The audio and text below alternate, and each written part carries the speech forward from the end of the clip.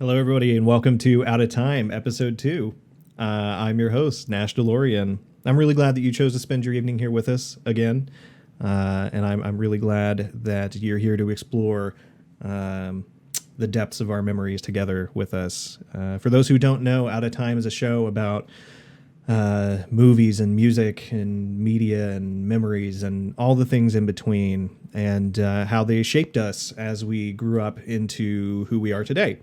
Um, I started out with my good friend Sam on episode 1. If you haven't seen it already, go check it out on YouTube. If you're watching this one on YouTube later, I guess maybe like here's a link somewhere. I don't know. But anyway, so if you're not familiar with the concept of Out of Time, basically this is a show where we take a little bit of time to talk to somebody every week and find out sort of what the overlap in those media memories are, in those cultural memories. As we grew up, what are the things that we share? What are the things that, maybe we missed that the other person saw? So it's all about the overlap in the things that shaped us into who we are today. I'm going to go ahead and introduce my second guest of all time, my good friend John. John, welcome to the program. Everybody kind of defines their generation a little bit differently. Everybody has their own set of criteria. Some people go by the Gen X or the millennials or that kind of thing, and some people kind of have their own subcategories in their head. Tell us a little bit about how you define your generation to yourself, and maybe a little bit about what you think separates it from generations ahead of you or behind you. So for millennials, we came up in an age of booming technology. And so because of how quickly that technology is advancing, I would even say that it kind of blurs the line between some fantasy and reality. And, um, you know, even when I think of that, like, and it being spoken through the humor and disbelief that we have, I think of really popular genres of stuff. Mm-hmm. uh, like the apocalypse genre. Like there's so many things based on that, and I think that comes back to maybe an eye on the future, Mm-hmm. and it even comes back to things like how there might be candy coatings on things that are like trauma in plain sight. And I think of something like Adventure Time, which literally Yeah. is a candy coated place with trauma. Right. In the time that we've known each other, we have spent a lot of time on the absurd. And I think that is probably where we have the most overlap. Whereas me and Sam were um, overlapping more on, those gentler memories. You and I share things like frontier psychiatry or just that Yeah, we relish absolutely. the absurd. Yeah, it makes you think of this like experience seeking. It's being able to look for things outside of our everyday normal, Mm-hmm. because normal sometimes is such a crappy place, and so I think that being able to look for all those like cool, neat, weird, kitsch things creates that delight. And that's what I really like about it, um, because it spices things up, and like for me especially. It really helped me accept others' experiences too. I think there Mm. really was a kind of normalizing for a lot of experiences because, you know, you've had to have so many point of views when looking at this kind of stuff. Talk a little bit about what you think, you know, the dividing lines are between you and those who came before you or after you. Sure, yeah. Well, first, when I think of our generation, I kind of put them in between the years of maybe like 1985 to right up to like 9/11. Mm-hmm. Yesterday was just the 19th anniversary, and so there's a big change after that. So when I think of the like generation before, Gen X, the kind of idea I get out of that, they are a little bit more defeated, right? Like when I think of a quote for them, it's like I hate it, but it's all I know. It's all I know Mm. how to do. This is what I was taught how to do. So sorry. Yeah, But it's when the I generation see, of oh, grunge kids that grew up and turned into the yuppies that they hated in the early '90s. yeah, I became the thing I Yeah, hate. Yeah, yeah. exactly. So, and at the same time, I actually have a lot of hope for Gen Z. When I look at them like a little bit more determined and a little bit more hopeful. Mm-hmm. They still say I hate it, but they're like, why did y'all let it get like this? And what are we going to do about it? Yeah. It's interesting that to me that you kind of set that borderline at 9/11. In my head, I have it as anybody who remembers 9/11 is in Okay. the club, and because I feel like that marked such a big shift in American culture in so many ways that we still to this day, 20 years later, almost don't really have a firm grasp on, and we may not for another 100 years, but it those kids that were 2 or 3 when 9/11 happened have still not really ever known that before world. And the older I get, the more I really sort of reflect back on pre 9/11 as like, man, we really had it good. And I think that's why, like, looking back in time at all these shows and Hmm. things that we looked at and the kind of our patterns and behaviors in the past, like, it's such a special thing. Nostalgia, I think, is especially potent for us because we have seen both sides of that line. Exactly.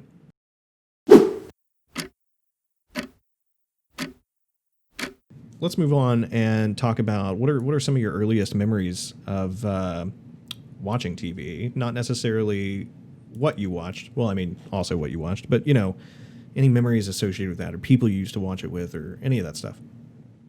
All right. So I would say, like, waking up in my grandma's house and, like, having cereal, maybe like 5 in the morning. She'd get up with Hmm. me, putting on some TV shows.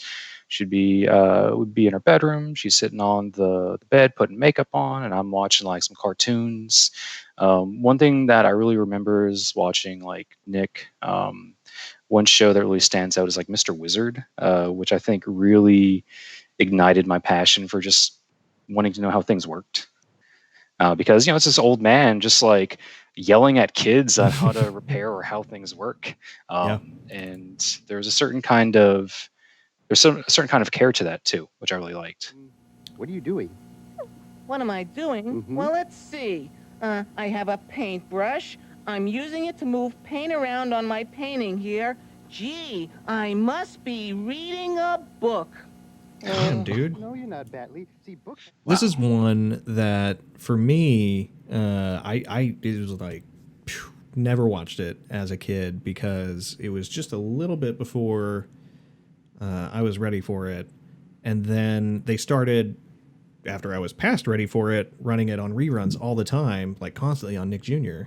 So I watched it with like my little cousins and stuff, but never actually myself, even though it's older than me. So it's always been a weird in between one. I'm really glad that you mentioned that before we got on the stream because that gave me a chance to kind of get back and look at something that I had almost forgotten about. Yeah, that was like better than I remembered, and I can't believe I grew up to be Batley. I thought the same thing. Yeah. It's like Hey, you know something? really I could funny see even you as a great beauty. And this here would look for a great kid's hanging in puppet the show. Yeah, it makes me think of like sarcastic medieval Sesame Street. That's exactly what it is. Yeah. And Eureka's Castle is one of those weird in between ones that I just missed, and it wasn't even on the air when I was the target age. Which is so funny that it aired and then it was off forever and then they started rerunning it after I was grown up. So Yeah, well, yeah, thanks a lot for sharing that. That's really cool. Like, man, I haven't seen that in I guess since my grandma's house at this point. yeah. Oh, what is it? Oh, my face. Oh, look all spotty. Yeah, my love, I think you've got the chicken pox. Let's give it back to the chicken. Oh, I'm so itchy. Oh, give me that mirror. You've got to do something about that scratching. I'm doing all I can. I only got 2 hands. Oh. Lamb chop, lamb chop, lamb chop. You can't scratch. Oh, yeah? Watch this. I'm one giant itch. My belly itches, my face itches, my hair, even my eyelashes itch. Darling, what you need is to scratch something else. That's all the parts I got. There's nothing else to scratch. Even my buttons itch. Oh. And Man, oh, I was just going to say that episode stuck in my mind too. It reminded me of when I had chickenpox, and I think literally watched this episode. It's crazy. Oh man, yeah, it's amazing. Like, it's awesome that you found it. And I'm gonna tell you, I'm never gonna buy a barrel of monkeys again. Like that straw trick for my poor ass. Like, I'm gonna jump right into that. I tried that in a restaurant once and got in trouble with my dad for wasting straw. That came up, and I was like, "Oh my god, this is just a memory I didn't even know I had." It was crazy. That one, and then the chickenpox memory. It was like, I can't believe these were buried in here. Did you ever have chickenpox when you were a kid? Yeah, definitely. Me and all my siblings had it like all at once. Mm-hmm. So it was a pox upon our house for sure. So when I got it, I had to like talk to my cousins through the window. Like, I think there's a picture of us. I don't remember a whole lot of it. I really don't. Other than that, that it happened, and talking to them through the window and being really itchy. I remember being like miserable. I'd never felt anything like that, but that's about all I remember. I just remember like laying down and thinking it was awesome that I got to stay home from school, but not awesome that like I couldn't concentrate on anything but how itchy I was. Yeah. So, that's usually how it was though, staying home from school. It was, for me anyway, like unless I was close to death, it was go to school. Yeah. We talked a little bit about that on the last show with Sam too. They were the same way, and as was I. It was bleeding or puking. Those are your two options out of school. Chickenpox almost doesn't meet the criteria. Yeah, just cover it up. It's fine. Put some latex all over your body. It'll be fine. Pink calamine lotion. Jesus, God, so pink. Oh yeah. Yeah, we've learned so much about infectious diseases and their prevention since then. You have to wonder, would there be outrage over her, like, Yeah, they like boycott fucking lamb chop because, oh man, yeah, because damn puppets. We live in fucking idiocracy now, so it's oh man.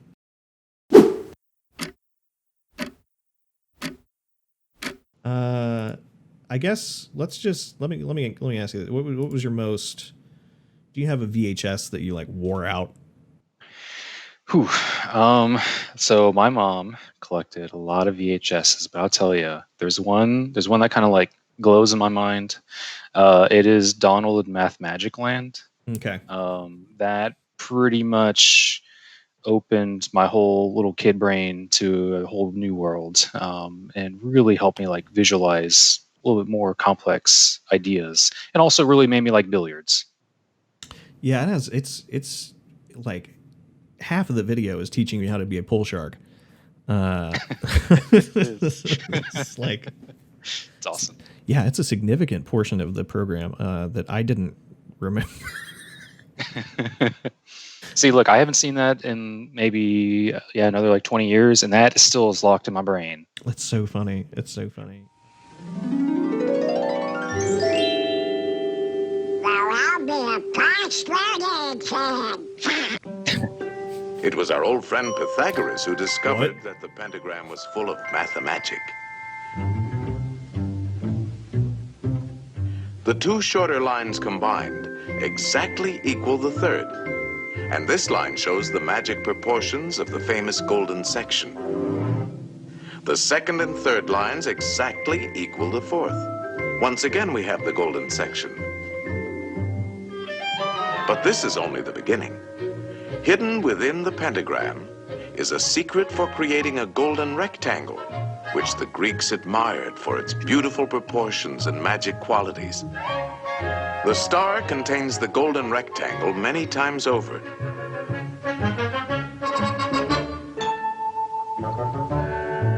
The petunia. The star jasmine.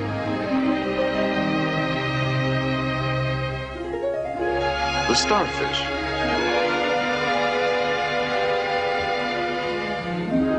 The wax flower.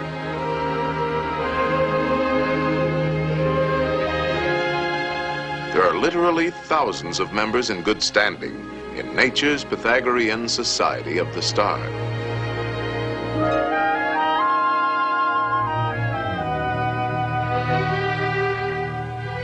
All nature's works have a mathematical logic, and her patterns are limitless.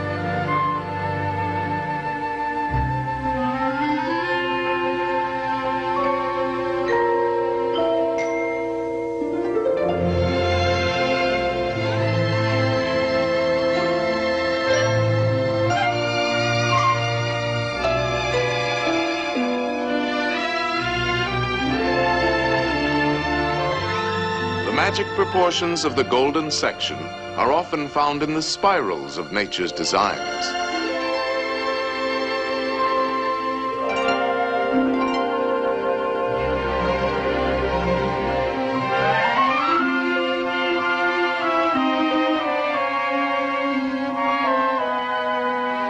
The profusion of mathematical forms brings to mind the words of Pythagoras. Everything is arranged according to number and mathematical shape. Yes, there is mathematics in music, in art, in just about everything. And as the Greeks had guessed, the rules are always the same.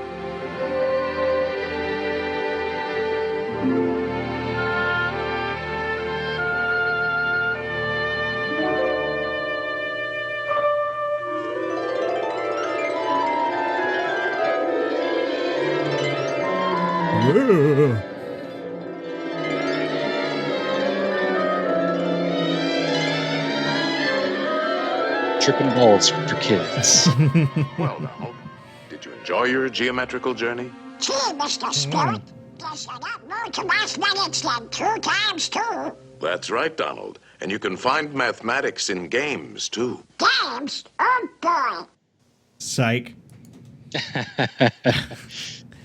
So talk to me a little bit. What's going on in your head? Watching it as an adult, like for the content wise, like, man, it really must have been a religious experience to find out like so many things being related just from mathematics, which totally makes sense why that was a religion.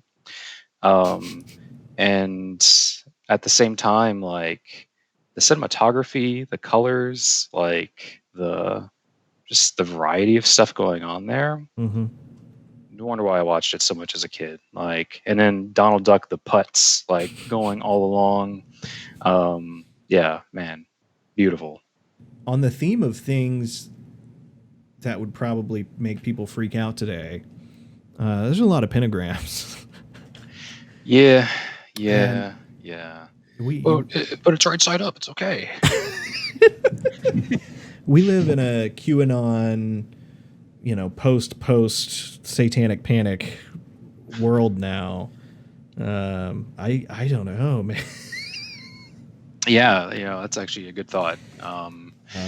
Yeah, they would have to they would go back and rewrite history just to make that thing like a spiral or something. It's crazy how this is the first thing that came to my mind. Yeah, absolutely. From growing up like in the satanic panic, like, oh my god. I think that too.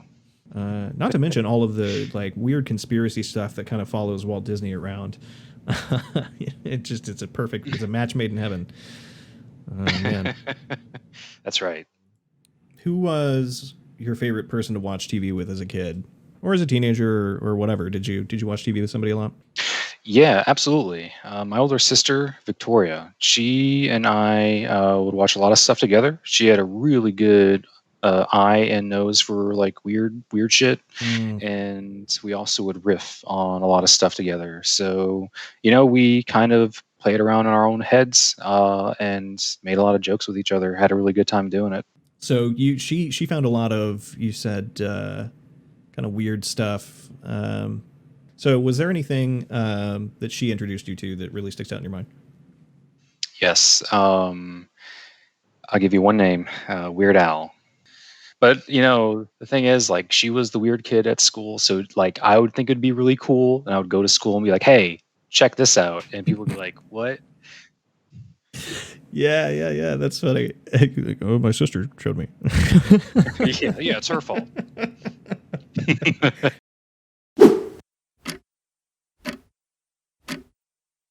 Do you have a moment of watching TV that was like a light bulb for you, like one of your most memorable TV moments? Yeah, absolutely. So I am a night owl, and when I was younger, I was also a night owl. I'd be watching TV well into the early morning hours while everybody else was asleep. And so at that time, Sci-Fi Channel was really picking up, Mm-hmm. and it was, I don't know, like mid morning, right before the sun came up. Sci-Fi Channel would play like anime, like would play whole movies, TV shows, just random stuff. And so it was really seeing anime for the first time that really like changed how I looked at animation, but it also changed how I looked at like the medium of, man, I don't want to sound too like romantic here, but just like the medium of expression itself. Yeah, There's so many things you can do with animation that you typically can't do with cinema, especially around that time. totally. Yeah, so there's a lot of serious stuff, like seeing blood, seeing like people die, seeing like is that really yeah, changed me. Yeah, when you're used to like Rocco's Modern Life and like Rugrats or whatever, Dexter's Lab, and then you see like cartoon blood for the first time, it really is like, oh, you can do that. I can't remember the first time I saw anime at all. It's not even a memory for me, which is so strange. I really didn't get into it until like later in high school either. And thinking about it too, like a lot of these things that came on were so brief and we had For real. no like archive to tap into to rewatch anything. So once you saw it once, you like, even like you're talking right now, it's like, what the hell did I see? Mm-hmm. And the only place that really sold anything was Suncoast at the mall, and that stuff was like $80 for a VHS. Yeah. So Sci-Fi Network it is. Yeah. So, Robot Carnival. Yeah, that was the one that really stood out to me. Took me years to figure out the name too, but it had so many different styles Mm-hmm. inside of it that, yeah, like introduced me to. Well, I mean, yeah, it's playing a theme of robots, and it's a bunch of different artists and directors like working with that theme. Yeah, it's a really, really neat just piece of art as a whole, really. I watched it in, I want to say, my freshman year of college when I joined Anime Club. Okay, hell yeah. Nerd. Yeah. I went to like 3 meetings and then they stopped bringing food, so I stopped going. Didn't bring Pocky anymore. You couldn't. You had to have your fix. Oh, they didn't even bring Japanese shit. They just one time we had an ice cream bar. Just shit like that. It was pretty bumpkin Anime Club, but we did get to watch that. And it blew my mind when I first saw it. It was like, oh my God, how did I never see this before? And one of the kids was like, oh, it's a classic piece of anime, and that's it. yeah, I did love it. I loved it. I fell in love with it the first time I saw it. And I'm really glad that you brought it up because it brought back some weird college memories, but Hey, great. That's what it's all about, right? yeah, but I've watched it a couple of times since then, and I really envy that you have this as a childhood memory. Yeah. It was like, it was mad. Yeah, mad. I'll say magical. Like it was crazy because there's one segment just called Cloud, which is just music, and it's just like a robot walking through life. And just seeing that like burned, emblazoned into my memory, that whole scene. I really, serendipitous is the word I think that comes to mind for me, that when things like that happen. And that's what I love talking to people about, specifically with their memories of media, is like the first time you saw, something that stuck with you. And everybody has different things that are really big to them. And I love that this is one of yours because it's a really, Thanks. really good one. Yeah, absolutely. And yeah, like it made me think, like 7, 8-year-old me, 3 in the morning, like catching this randomly, it definitely, yeah, it hit. Mm-hmm. It had to have been like an out of body experience, you know. It was like, Yeah. yeah, absolutely. Yeah, that would always stick with me for sure. The thing is, it took like another 25 years to figure out what the hell, like, how to find that memory again, Yeah. like to find the actual source of that. I don't even know how I found it. You know what? I was crushing on some girl in high school who was like a super anime nerd, and like that was one she suggested, and I thought I'd never seen it, but apparently I had, and that awoke a lot of things in me.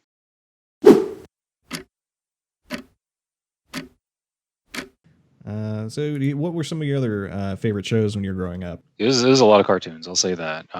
Like Rugrats, Rocko's Modern Life, Doug, Pete and Pete, which was like an old Nick show. Muppet Babies, and a little story about Muppet Babies is that, so as a kid, got to record shows. You know, parents used VCR, record all kind of stuff. Pirating, I'm a lifelong pirate. Yep. So Muppet Babies was recorded on a VHS, and I would watch it a lot. And something in me thought that if I, these VHSs, they had the names of what was on them written on the VHS. Yeah. So I thought that if I wrote Muppet Babies multiple times on the videotape, that the episodes would appear. Yeah. Yeah, you get more Muppet I Babies. was very sad when it did not appear. So yeah, thinking of TV, other things recorded or watched a lot. Two Stupid Dogs, Dragon Ball Z, of course. Sailor Moon. Cried at that show, I'll admit. You have to. Like Tuxedo Mask died or like died. Let's see. Dexter's Laboratory was a real big one. But also, it was like old stuff too, like Tom and Jerry. I got a real appreciation for classical music because of Tom and Jerry. And then one last one that really stuck out to me is Popeye. Like that's another really big one. We were talking a minute ago about Teenage Mutant Ninja Turtles, and I pulled up a couple of clips from the second movie because sequels are always better. And we talked a little bit about this before stream as well. But talk to me before we get into that a little bit about the Secret of the Ooze, or is that right? I think so. Yeah, I think we're going to call it that. Yeah, it sounds right. It is. I think it is. It's something about secrets and ooze. I think that was maybe one of the very first, if not the very first movie I saw in theaters that I can remember, or someone planted memories inside of me of remembering. And it seems like back then there were a lot of promo things also that were given out when you went to go watch a movie. And I seem to remember maybe like some kind of, I don't know, accessory or something, like something to wear, a headband or something. Sounds right. It's a ridiculous fucking movie. It is. Is Vanilla Ice? He's in that, right? Like Vanilla in the Ice. end, they're doing a rap, the ninja rap. Vanilla Ice is in it. Yeah, in the ninja rap. Ninja rap! Hey, what you thinking? Yeah! You like what you saw? Then give it up for a turtle!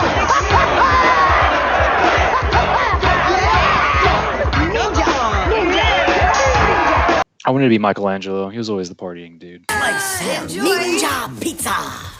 Ninja Pizza? So why was pizza so much cheesier in the 90s?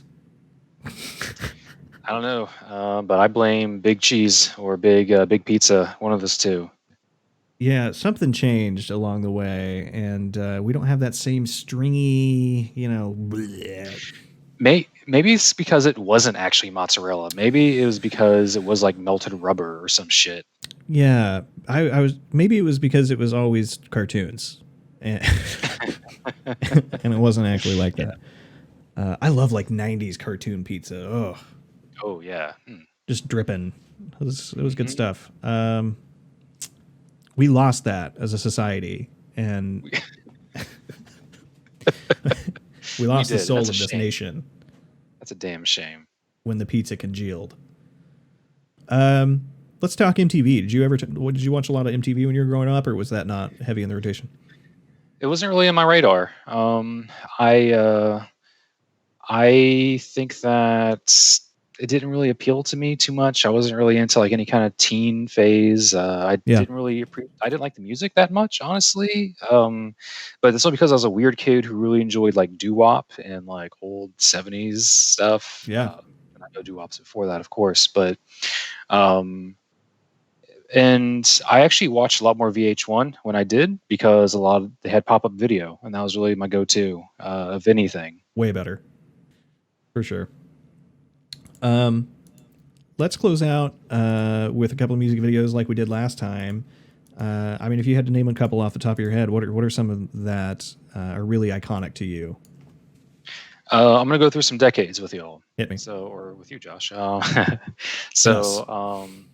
So 2000s, of course, was Frontier Psychiatrist. I would say that this music video really wraps up the 2000s for me. Just the variety, the kind of oddballness, and the variety, like how eccentric it all is. So yeah, I love it. I've watched it more times than I can count on my fingers and toes for sure. Absolute same. It's one of those things that I feel like I've just always known. I don't remember the first time I saw it. I have no idea. Yeah. It's a dream, right? It always comes in a dream. Yeah, it's so crazy. If I'm thinking of like the 80s, Land of Confusion by Genesis really stuck out to me. It really, as a kid, like made me slightly more politically aware, but also had a lot of cool puppets. Yeah. The theme running through tonight is a lot of puppets. It's puppets. I've been enjoying that. See, in the 90s, Weird Al, Smells Like Nirvana.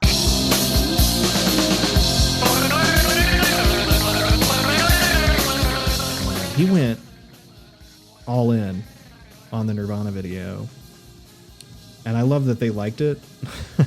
It's like, it was that good.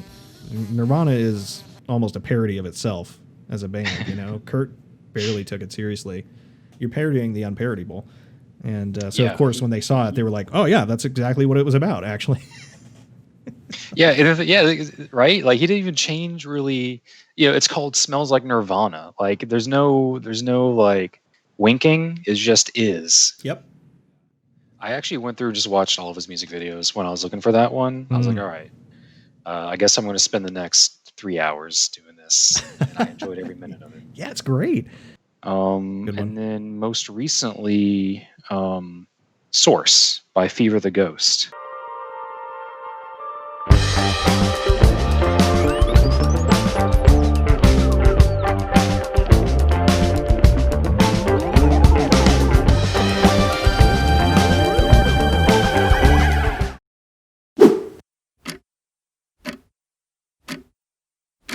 I appreciate you coming by. It's been really, really fun. I've enjoyed talking about this. It's been a lot more puppet content than I anticipated, but that's okay. The 90s had more puppets than anybody asked for. So.